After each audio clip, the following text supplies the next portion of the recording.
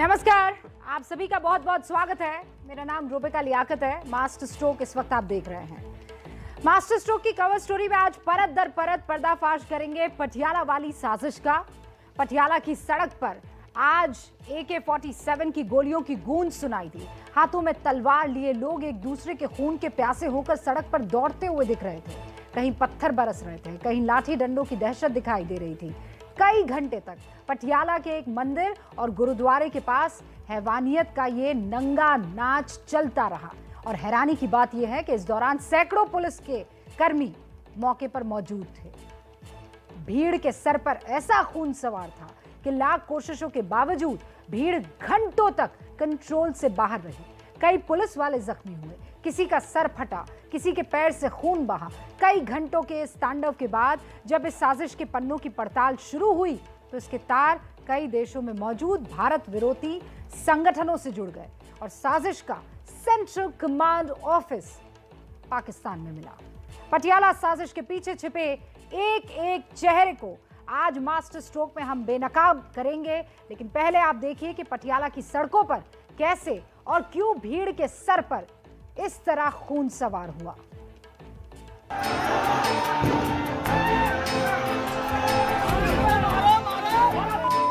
पत्थरों की बारिश,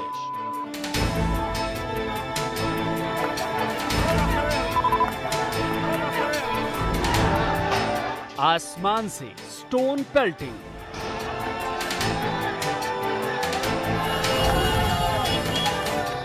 लाठी डंडे की ललकार,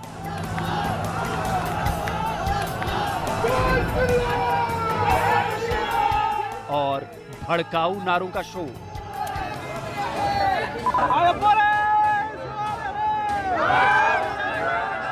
इनका मैदान बना ये शहर है पंजाब का पटियाला। यहाँ दो समुदायों के संग्राम में सिर्फ गोलियां और पत्थर ही नहीं बरसे, जमकर खून भी बहा। किसी का सर फटा तो किसी का पैर। गुस्सा ऐसा कि वर्दी का खौफ भी जाता रहा। पुलिस के शिकंजे में आए लोग पुलिस से भी उलझने से नहीं डरे। हाथ में तलवार लिए इस शख्स को काबू करने के लिए पुलिसकर्मी के हाथ भी खून खून हो गए। जंग में पत्थर भी जमकर चली और पुलिस वालों की आंख के सामने चली। बेबस पुलिसकर्मी पत्थरबाजों के सामने खड़ी ही नहीं रही, बल्कि वो खुद पत्थरबाजों के निशाने पर आ गई। हिंसक हुई इस भीड़ के सिर पर तो खून सवार था। कोई तलवार लेकर दुश्मन की जान लेने को दौड़ रहा था, तो कोई लाठी डंडे लेकर दुश्मन का पीछा कर रहा था। ये तांडव पुलिस की नजरों के सामने घंटों तक चला। लाख कोशिशों के बावजूद जब हालात बेकाबू होने लगे तो पुलिस ने AK-47 का इस्तेमाल किया और फिर जमकर हवाई फायरिंग की। सड़क पर AK-47 की फायरिंग करती पुलिस, तलवार लेकर दौड़ते खून के प्यासे लोग, पत्थर बरसाती भीड़। ये तस्वीरें डराने वाली है। जिन तस्वीरों को अभी आपने देखा उसमें पुलिस के जवान बड़ी संख्या में आपको दिख रहे होंगे। तो फिर सवाल ये है कि आखिर क्यों ये भीड़ आउट ऑफ कंट्रोल हो गई, क्यों ये पूरा संग्राम छिड़ा? इसे समझिए आप और इस रिपोर्ट के जरिए।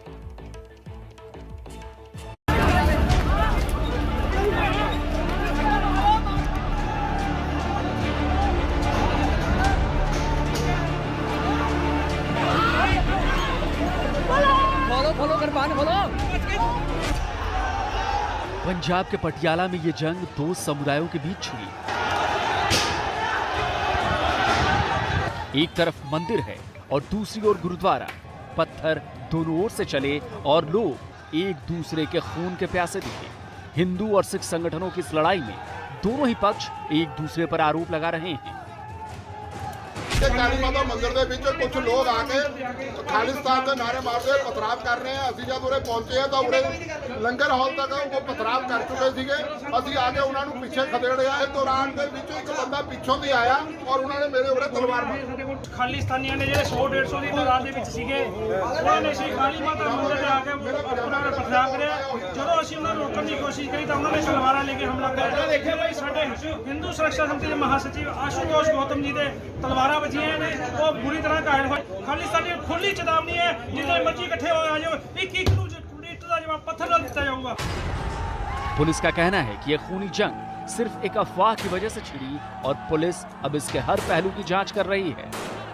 कुछ शरारती तत्व करके कुछ अफवाह करके ये गल छोटी जी हुई है एंड पुलिस ने और सिविल एडमिनिस्ट्रेशन ने इसनू कंट्रोल कर लिया है। लोगों को यही अपील है कि अपनी जिहड़ी कोई भी अफवाह हुंदी है उस तो बच के रहन ते शहर का माहौल बना के रखने दे विच एडमिनिस्ट्रेशन की हेल्प कर। किस नूं जिम्मेवार मानदे? ये देखो ये तो असीं चेक कर रहे हैं, पड़ताल करांगे। पुलिस इस खूनी झड़प की वजह अफवाह बता रही है। अफवाह कैसे फैली इसकी जांच हो रही है, लेकिन सवाल ये है कि वो कौन सी अफवाह थी जिससे पटियाला की सड़क कुरुक्षेत्र में बदल गई और क्यों लोग खून के प्यासे हो गए। दरअसल एक सिख संगठन ने खालिस्तान के झंडे लगाने की अपील जारी की थी, जिसका एक हिंदूवादी संगठन ने विरोध किया। झंडा लहराने की तारीख 29 अप्रैल तय हुई थी, इसलिए एक सिख संगठन झंडा लगाने के लिए जुलूस लेकर निकला। इसके विरोध में हिंदू संगठन भी जुलूस लेकर निकल पड़ा। पटियाला के फव्वारा चौक पर जुलूस आमने सामने आए। जुलूस आमने सामने आते ही पहले नारेबाजी हुई, फिर दोनों पक्षों में झड़प शुरू हो गई।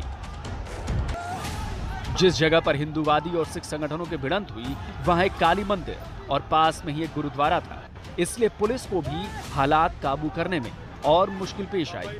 इस झड़प में 4 पुलिसकर्मी जख्मी भी हुए हैं। काली माता मंदिर के बाहर इनकी आपस में झड़प हुई थी, तो उसको कंट्रोल करने के लिए एज पर मजिस्ट्रेट ऑर्डर्स जो हमारी तरफ से यूज़ ऑफ फोर्स बनती थी वो हमने करी। देखिए ये मैटर ऑफ इन्वेस्टिगेशन है, अभी कहना मुश्किल है कि किधर से फायर हुआ है किधर से फायर नहीं हुआ। अभी जो इंजर्ड हैं, जो डॉक्टर की रिपोर्ट है वही मैं आपको बता सकता हूँ। उसके बाद जो बयान लिखे जाएंगे, जो बयान वो लिखवाएंगे, उस पर जो कार्रवाई होगी फिर ही बता पाऊंगा। हैरानी की बात यह है कि पुलिस ने ना तो सिख संगठनों को मार्च निकालने की इजाजत दी थी और ना ही हिंदू संगठनों को। पुलिस के मुताबिक एक स्थानीय संगठन नेता हरीश सिंगला की ओर से एक आवेदन जरूर मिला था जिसमें मार्च निकालने की इजाजत मांगी गई थी, लेकिन पुलिस ने उसे स्वीकार नहीं किया था। पटियाला में सिख संगठनों के जुलूस में जरनैल सिंह भिंडरावाले के झंडे भी लहराते हुए दिखे। भिंडरावाले के साथ साथ कई खालिस्तान समर्थकों के झंडे और पोस्टर भी जुलूस में नजर आए। ये साजिश खालिस्तान समर्थकों की थी और इसके लिए जो 29 अप्रैल की तारीख भी सोच समझ कर चुनी गई थी। दरअसल 29 अप्रैल 1986 में अमृतसर में खालिस्तान का झंडा लगाया गया। झंडा गुरबचन सिंह मानू चहल ने लगाया था, जो भिंडरावाला टाइगर फोर्स का संस्थापक था और पंजाब में खालिस्तान आंदोलन का एक बड़ा चेहरा था। खालिस्तान समर्थकों में गुरबचन सिंह बड़ा चेहरा है। 29 अप्रैल को खालिस्तान समर्थक खालिस्तान स्थापना दिवस मनाते हैं। पटियाला में खालिस्तान का झंडा लहराने की कॉल सिख फॉर जस्टिस नाम के एक संगठन ने दी थी। भारत सरकार ने इस संगठन को प्रतिबंधित कर रखा है। यह संगठन विदेश से भारत के खिलाफ साजिशें रचता रहता है और इस संगठन का सीधा कनेक्शन पाकिस्तान से है, जहां बैठी ISI भारत के खिलाफ इसे पूरी मदद पहुंचाती है। पटियाला के जिस खालिस्तानी झंडे पटियाला में जहां पर यह खालिस्तानी झंडा लहराने के लिए खून बह रहा था, उसकी अपील जैसा आप जगविंदर द्वारा सुन रहे थे, उस संगठन ने जारी की जो बैन है, जो विदेशी जमीन से हमेशा भारत के खिलाफ साजिश रचता रहता है। इस संगठन का नाम है सिख फॉर जस्टिस यानी SFJ। Sikh for justice Khalistan की मांग करने वाला एक अलगाववादी संगठन है जो विदेश से ऑपरेट करता है। आप इसे देश में जितने भी प्रोटेस्ट होते हैं वहां पर अचानक अपना झंडा कायम करने की शुरुआत करते हुए आप इसको देख लेंगे। इस संगठन को फंडिंग ISI से मिलती है। उसके इशारे पर यह भारत विरोधी साजिश करता है। SFJ इन दिनों दुनिया के कई देशों में खालिस्तान रेफरेंडम की मुहिम भी चला रहा है और इस संगठन के तार आतंकी हाफिज सईद से भी जुड़ते हैं। सिख फॉर जस्टिस की कमान एक ऐसे शख्स के हाथ में है जो आए दिन सोशल मीडिया पर भारत विरोधी बयान जारी करता रहता है और ये शख्स हाफिज सईद की कठपुतली है, गुलाम है। इस शख्स की कुंडली जानने के लिए बहुत ध्यान से अब इस रिपोर्ट को आप देखिएगा। यह है गुरपतवंत सिंह पन्नू, भारत विरोधी संगठन सिख फॉर जस्टिस का चेहरा। यही शख्स है और ये आए दिन भारत विरोधी साजिशों को अंजाम देने में जुटा रहता है। गुरपतवंत सिंह पन्नू की जड़ें पंजाब के खानकोट से जुड़ी हैं। पहले ये कनाडा में वकालत करता था। वकालत के दौरान ही खालिस्तानी समर्थकों के संपर्क में आया। गुरपतवंत ने सिख फॉर जस्टिस नाम का संगठन बनाया। संगठन के जरिए दुनिया भर के खालिस्तान समर्थकों को जोड़ा। भारत सरकार ने एसएफजे को बैन किया हुआ है। इससे जुड़े 40 लोगों को एनआईए ने शिकंजे में लिया हुआ है। गुरपतवंत सिंह पन्नू के खिलाफ भारत सरकार ने रेड कॉर्नर नोटिस जारी किया हुआ है। सिख फॉर जस्टिस के तार पाकिस्तान के आईएसआई से भी जुड़े हैं और आईएसआई की मदद से ही ये संगठन काम करता है। एसएफजे का संस्थापक गुरपतवंत सिंह पाकिस्तानी सिख नेता गोपाल चावला का करीबी है। ये गोपाल चावला आतंकी हाफिज सईद का दोस्त है और हाफिज की मदद से ये आईएसआई के संपर्क में रहता है। इस तरह आईएसआई गुरपतवंत को भारत के खिलाफ इस्तेमाल करती है। पंजाब में जिस तरह से एसएफजे की साजिशों से खूनी झड़प हुई, उसके बाद पूरे पंजाब में रेड अलर्ट है, लेकिन साथ ही राजनीति का शोर भी तेज हो चुका है। बीजेपी और कांग्रेस एक सुर में आम आदमी पार्टी पर हमलावर हैं। अफसोस ये है कि वहाँ की जो सत्तारूढ़ पार्टी है वो पॉलिटिकल स्कोर सेटल करने में लगी है। वो पुलिस का दुरुपयोग अपने राजनीतिक प्रतिनिधियों के खिलाफ कर रही है बनस्पत की वहाँ के लॉ एंड मेंटेन करने के लिए। मुख्यमंत्री जी ਨੂੰ अपील करांगा कि फौरी तौर ते पटियाला ਦੇ ਅੰਦਰ ਜਾਓ, ਉੱਥੇ ਪੀਸ ਕਮੇਟੀਆਂ ਬਣਾਓ, ਸਿਆਸੀ ਪਾਰਟੀਆਂ ਦੇ ਨਾਲ बैठ के गल करो, धार्मिक जत्थेबंदियां ਨਾਲ गल करो। कोई भी शख्स जो पंजाब के माहौल को बिगाड़ने की कोशिश करेगा, उसके खिलाफ भगवंत मान साहब की आम आदमी पार्टी की सरकार कोई ढिलाई नहीं बरतेगी, सख्त कार्रवाई होगी। पटियाला के शोलों पे सियासत भड़की हुई है। हालांकि मुख्यमंत्री भगवंत मान की तरफ से ट्वीट कर खेद जाहिर किया गया है। इसके साथ ही अब पटियाला में शांति बरकरार है, पर यह घटना पंजाब के लिए एक चेतावनी भी है, क्योंकि खालिस्तान के समर्थकों के तरफ से आईएसआई से मिलकर भारत में अशांति फैलाने की योजना बनाई जा रही है, जिससे सावधान रहने की जरूरत है। अब आगे बढ़ते हैं। एक और टेरर फैलाने की कोशिश हो रही है और यही सारे मुल्क इसमें जुड़े हुए हैं। नार्को टेरर एक साजिश का पर्दाफाश हुआ है, उसको अब डिकोड करना है। एंटी सीएए प्रोटेस्ट के लिए मशहूर हुए शाहीन बाग से दिल्ली पुलिस ने 100 करोड़ का सफेद जहर बरामद किया है। इस सिलसिले में गिरफ्तार हुए लोगों में 2 अफगान नागरिक हैं। जांच एजेंसियां अब इस नशे की खेप का पूरा एक नेटवर्क तोड़ने की कोशिश में लगी हुई है। अब तक की जांच में जो सबसे खौफनाक पहलू सामने आया वो है बरामद हुए नशे के सामान का तालिबान कनेक्शन। क्या तालिबान अफगानिस्तान की सत्ता हासिल करने के बाद अब नशे के जाल को दुनिया भर में फैला रहा है और इसे अंजाम देने में कौन उसकी मदद कर रहा है? पूरी पड़ताल हमारी इस रिपोर्ट में है।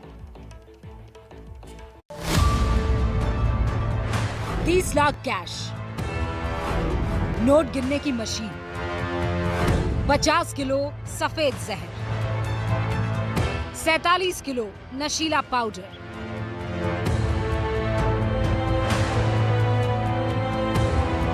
इस जहर की कीमत है 100 करोड़ रुपए।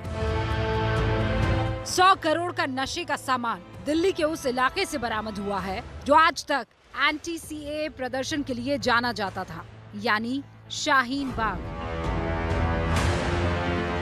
जांच एजेंसियों ने इस मामले में 4 आरोपियों को गिरफ्तार किया है, जिसमें से 2 अफगान नागरिक हैं और 2 भारतीय हैं। और जांच एजेंसियों को शक है कि इस नशे की खेप के तार आतंक की दुनिया से भी जुड़े हुए हो सकते हैं। ये एक बहुत बड़ा नेटवर्क था। इसमें नेशनल लेवल पर और इंटरनेशनल लेवल पर ये नेटवर्क कारगर था, काम कर रहा था और इसमें कई देशों के तार जुड़े हुए हैं और हमारे पड़ोसी देश लेकर मिडिल ईस्ट दुबई तक भी तार जुड़े हुए हैं। दरअसल नशे की इस खेप के तार सीधे अफगानिस्तान और पाकिस्तान से जुड़ रहे हैं। इसके साथ ही इस ड्रग्स नेटवर्क के तार दुबई से भी जुड़ते हुए दिख रहे हैं। जैसा कि प्रारंभिक जांच में आया है कि ये एक अंतर्राष्ट्रीय संगठन है जो दुबई, अफगानिस्तान, पाकिस्तान और भारत के उत्तरी भारत के कई सारे राज्यों में सक्रिय है। माना जा रहा है कि ड्रग्स की खेप को भारत पहुंचाने के लिए समंदर के रास्ते का भी इस्तेमाल हो रहा है और जमीनी रास्ते का भी इस्तेमाल खूब हुआ है। जांच एजेंसियों के मुताबिक ड्रग्स की खेप अफगानिस्तान से पाकिस्तान पहुंचती है। यहां से इसे कराची पहुंचाया जाता है, जिसके बाद समंदर के रास्ते इसे गुजरात पहुंचाया जाता है। हाल ही में गुजरात में ड्रग्स की कई सारी खेप पकड़ी गई है। दूसरा रास्ता अफगानिस्तान से पाकिस्तान होते हुए पंजाब और जम्मू कश्मीर के रास्ते भारत आता है और तीसरा रास्ता अफगानिस्तान से पाकिस्तान और फिर दुबई जाता है, जहां से इसे नेपाल के रास्ते भारत पहुंचाया जाता है। ये जो नेटवर्क है वो स्मगल भी करता है, हेरोइन बाहर से स्मगल करता है और सी रूट से कर रहा है, लैंड बॉर्डर के थ्रू कर रहा है और यहाँ भी इंडिया के अंदर भी ये मैन्युफैक्चरिंग भी कर रहा है। दरअसल अफगानिस्तान दुनिया का 80% अफीम पैदा करता है। तालिबान ने सत्ता में आते ही ऐलान जरूर किया कि अफीम की खेती बंद होगी, लेकिन सच्चाई ये है कि तालिबान सरकार के आते ही अफीम का उत्पादन अफगानिस्तान में बढ़ गया है, क्योंकि यही अफीम तालिबान की कमाई का सबसे बड़ा जरिया है। आप समझ रहे हैं ना, हिंदुस्तान को चौतरफा दुश्मन घेरने की कोशिश में लगा हुआ है। एक तरफ खालिस्तानी वहां झंडा गाड़ने की कोशिशों में लगे हुए हैं और दूसरी तरफ ये अफीम की खेप पकड़े जाना। समझ में आता है कि कितना सीरियसली ये लगे हुए हैं काम पर। उसकी अंतर्राष्ट्रीय बेइज्जती हुई है। पाकिस्तानी पीएम शहबाज शरीफ इन दिनों सऊदी अरब के दौरे पर है, क्योंकि उन्हें अपने देश को चलाना है और देश को चलाने के लिए क्या चाहिए? पैसा। अपने नागरिकों पर लगातार हो रहे हमलों से चीन तो वैसे ही नाराज चल रहा है, तो ले देकर बचा कौन? सऊदी अरब। वहां जाकर मुश्किल में फंसे पाकिस्तान की मदद के लिए गुहार लगाई जा सकती है।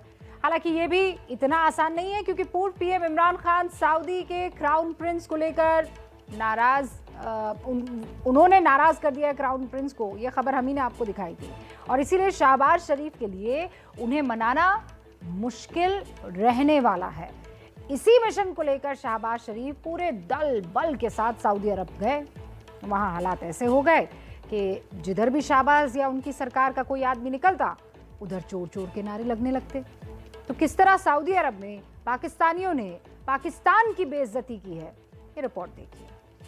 सऊदी अरब में जब सरेआम नीलाम हुई पाकिस्तानी सरकार की इज्जत, पाकिस्तान की information and broadcasting minister Maryam Aurangzeb के सामने हुई चोर चोर वाली नारेबाजी। सऊदी अरब की मस्जिद में जब खींची गई पाकिस्तानी सांसद की चोटी, सऊदी अरब की मस्जिद नबवी में हुआ पाकिस्तानी सरकार का इंटरनेशनल अपमान। तस्वीरों में जिस आदमी को लोटा कहा जा रहा है, जिसे सैकड़ों की भीड़ के सामने बेइज्जत किया जा रहा है, वो कोई छोटा मोटा आदमी नहीं है, वो पाकिस्तान का सांसद है। नहीं, क्या देख रहा है? इनका नाम है शाहजैन बुख्ती। पाकिस्तान की नेशनल असेंबली के मेंबर हैं। पूर्व पीएम इमरान खान के स्पेशल असिस्टेंट रह चुके हैं। भाई, इस लोटे को क्यों लेके जा रहे हो? इस लोटे को क्यों लेके जा रहे हो? क्या देख रहा है? लेकिन इनकी हालत सऊदी अरब में क्या हुई, आपकी आंखों के सामने है। इमरान खान के समर्थकों ने मस्जिद नबवी में पहले तो चोर चोर के नारे लगाए,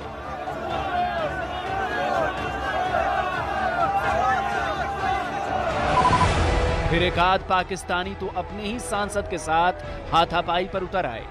बुख्ती साहब लंबे बाल रखते हैं, तो एक पाकिस्तानी ने पीछे से उनके बाल ही खींच डाले, जिसके बाद बुख्ती साहब उस शख्स के पीछे भागे। चूंकि सऊदी अरब की मस्जिद नबवी बड़े इलाके में फैली है, इसलिए जिधर से भी पाकिस्तानी सरकार के लोग जाते हुए नजर आए, उधर चोर चोर के नारे लगने लगे।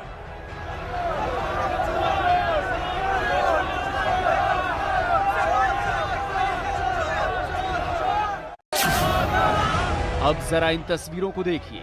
शाहजैन बुख्ती के साथ इसमें आपको बुर्के में एक महिला भी नजर आएंगी।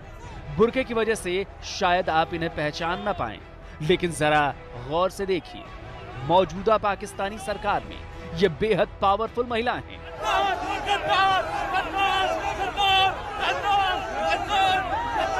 इनका नाम मरियम औरंगजेब है। ये पाकिस्तान की इंफॉर्मेशन एंड ब्रॉडकास्टिंग मिनिस्टर हैं। लेकिन यहाँ पर ना तो उनकी पावर ही काम आई, ना ही पाकिस्तान के लोगों को ये समझ आया कि वो किसी गैर मुल्क में हैं। इसलिए कम से कम अपने देश की इज्जत का तो ख्याल रख लेते, वो भी तब जब बेचारी मरियम पहली बार मस्जिद नबवी में आई थी, पर नहीं, मरियम औरंगजेब को भी चोर करार दिया गया। चोर चोर चोर चोर चोर। खैर, मरियम औरंगजेब को शर्मिंदगी तो बहुत हुई, लेकिन करती भी क्या। इमरान खान के समर्थकों के सामने उन्होंने अपने आप को बेबस पाया। इस घटना के बाद उन्होंने कहा कि जो लोग विरोध में थे उनके लिए भी उन्होंने मस्जिद में दुआ की है। पाकिस्तान की एक मंत्री और एक सांसद की सऊदी अरब में इंटरनेशनल बेइज्जती तो आपने देख ली, लेकिन ये पूरी पिक्चर नहीं है। असल पिक्चर तो अभी बाकी है। जरा इन तस्वीरों को देखिए। जी हां, पाकिस्तानी अपने ही पीएम को चोर कह रहे हैं, भिखारी कह रहे हैं। अब शायद आपको यकीन ना आए क्योंकि इसमें शहबाज शरीफ दिख नहीं रहे थे। तो चलिए, कोई नहीं, दूसरे कैमरे से खींची गई उनकी क्लियर तस्वीर दिखाते हैं। भारी सुरक्षा के बीच बैटरी से चलने वाली इस कार में ये जो शख्स आपको दिखाई दे रहा है, यही पाकिस्तान के प्रधानमंत्री शहबाज शरीफ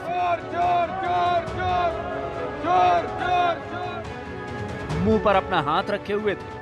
शायद कोशिश कर रहे थे कि उन्हें कोई पहचान न ले या फिर चेहरा ना देख सके, लेकिन ऐसा हो न सका।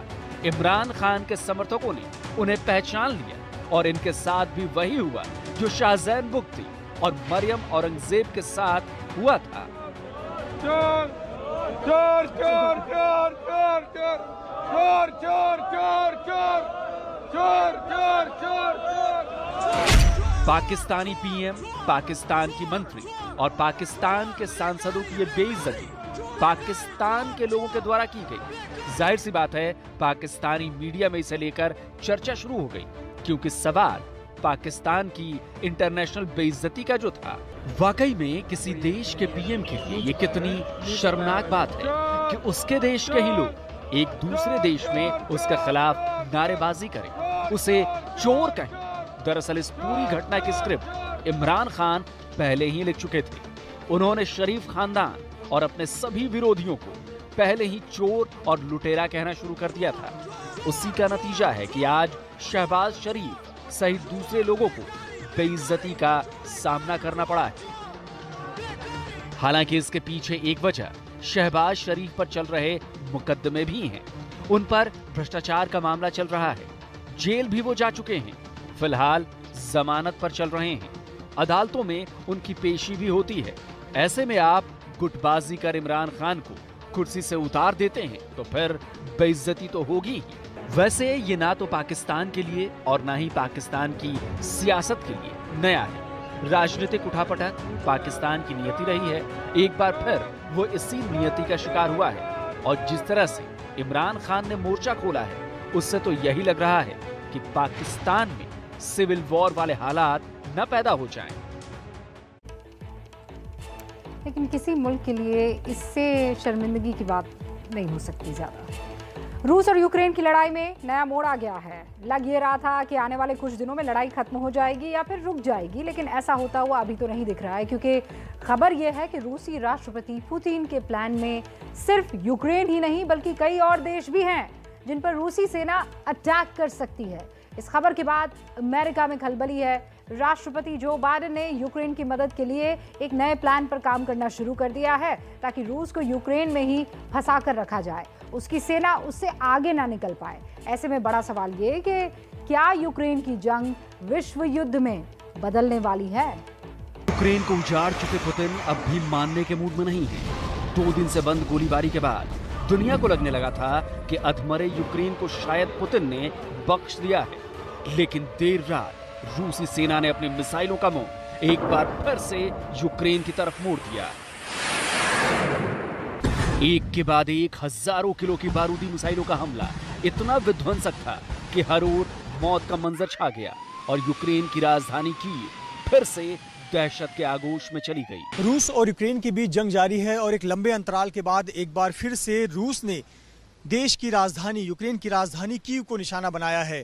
कीव के रिहायशी इलाके में रूस के मिसाइल अटैक देखने को मिले हैं। कल गुरुवार की रात करीब 7:30 से 8 बजे के बीच राजधानी कीव में 2 बड़े धमाके हुए और दावा किया गया है कि क्रूज मिसाइल दागे गए हैं। उस जगह पर मौजूद हैं यूक्रेन की राजधानी कीव के, जो कि शेवचिंकीविस्की नाम का इलाका आता है, और यहाँ पर रूस ने 2 क्रूज मिसाइल दागे हैं, ऐसा दावा यूक्रेन ने किया है। रूस दुनिया को पहले ही चेतावनी दे चुका है कि गलती से भी किसी मुल्क ने यूक्रेन का साथ दिया तो वो भी दोबारा गलती करने के लिए बचेगा नहीं। और कल का हमला भी इस चेतावनी को याद दिलाने के लिए ही किया गया, क्योंकि कल ही संयुक्त राष्ट्र महासचिव एंटोनियो गुटेरेस यूक्रेन के राष्ट्रपति वोलोदिमीर ज़ेलेंस्की से मिलने कीव पहुंचे थे। इधर कीव में बैठक चल रही थी, उधर रूसी सेना अपने हथियारों के जखीरे को हमले के लिए तैयार कर रही थी। और जैसे ही बैठक खत्म हुई, रूसी सेना का गुस्सा मिसाइलों की शक्ल में कीव के आसपास बरसने लगा। अब तक पुतिन की सेना मिशन यूक्रेन पर लगी थी, उसके मिसाइलों और टैंकों की जद में यूक्रेन के शहर ही थे। लेकिन अब ऐसी खबरें आ रही हैं कि पुतिन ने युद्ध का नया मास्टर प्लान बना लिया है और उसके टारगेट पर आ सकते हैं 4 नए देश। पुतिन की हिट लिस्ट में यूक्रेन नंबर 1 था और पुतिन का टारगेट नंबर 2 है पोलैंड, फिर एस्टोनिया, फिर एस्टोनिया, लातविया और लिथुआनिया जैसे देश, जिन्हें बाल्टिक स्टेट्स भी कहा जाता है।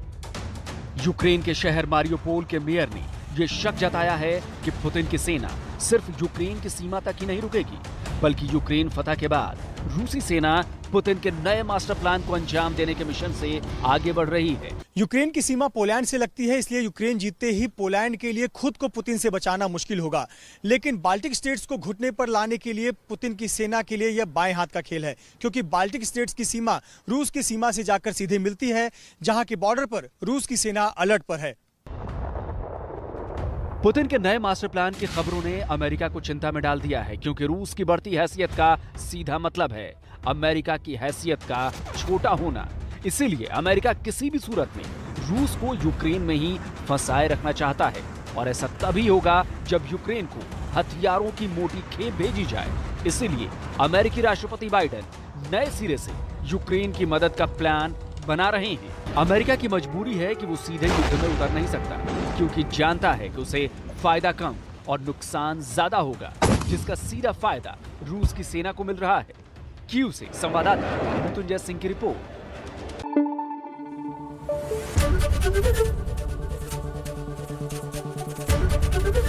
एबीपी न्यूज आपको रखे आगे।